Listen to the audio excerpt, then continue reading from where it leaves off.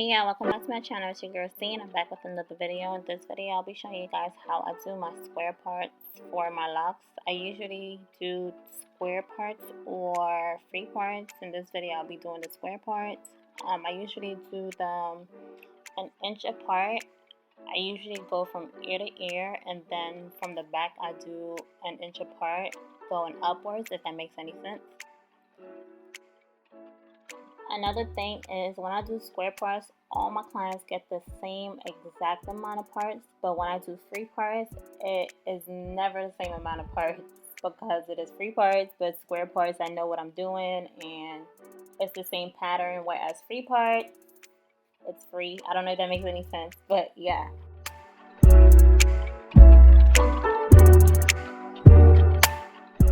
This is not necessary, but this is just something that I do. I use the jam to make a straight part. I put it in the root, and then I use the comb with the space in between to make a straight line. It's not gonna be perfect, but it works. You can find it in the beauty supply, or I will leave the Amazon link down below.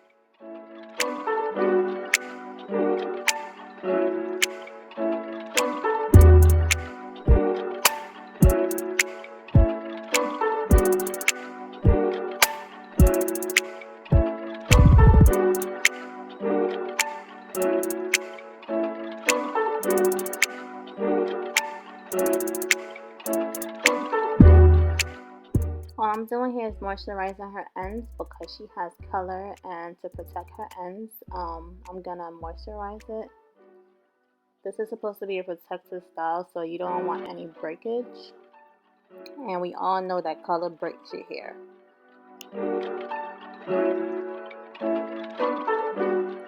Another tip would be is to tell your clients don't come with any products in their hair, because if they come with any products and then you add the jam, it leaves a white residue, and that won't be good.